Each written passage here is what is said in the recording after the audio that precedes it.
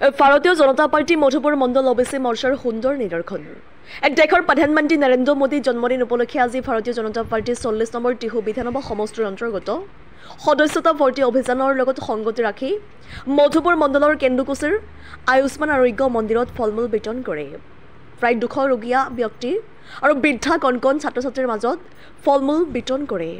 অনুষ্ঠানত উপস্থিত থাকে ভাৰতীয় জনতা পাৰ্টি মধুপুৰ মণ্ডলৰ সভাপতি অশোক দত্ত, অবিচি মৰ্চাৰ মধুপুৰ মণ্ডলৰ সভাপতি কৃষ্ণ কুমাৰ ডেকা, সংখ্যালঘু মৰ্চাৰ সভাপতি আজিজুৰ ৰহমান, কৃষক মৰ্চাৰ সভাপতি কুশল বৰ্মন। উক্ত অনুষ্ঠানত আঁত ধৰি অবিচি মৰ্চাৰ নলবাৰী জিলাৰ সাধাৰণ সম্পাদক জিতুমণি ৰাজবংশী লগতে দলীয় কাৰ্যকৰ্তাসকল উপস্থিত থাকে। নলবাৰীৰ পৰা সুৰদীপ বৰ্মনৰ ৰিপৰ্ট, নিউজ 24 অসম। আটাইকে ধন্যবাদ জ্ঞাপন কৰিছোঁ আৰু আমি দলীয় কাৰ্যকৰ্তাসকলক কৈছোঁ যে অতি বিধিবদ্ধভাৱে যাতে কামখিনি কৰাৰ এই যিটো সিদ্ধান্ত এই সিদ্ধান্ত খেলি যাতে পৰৱৰ্তী সময়তো সেৱাৰ মনোভাৱে কাম কৰক তাকে আশা কৰিছোঁ। সন্মানীয় প্ৰধানমন্ত্ৰী বক্তব্য ইমানতে সামৰণি মাৰিছোঁ।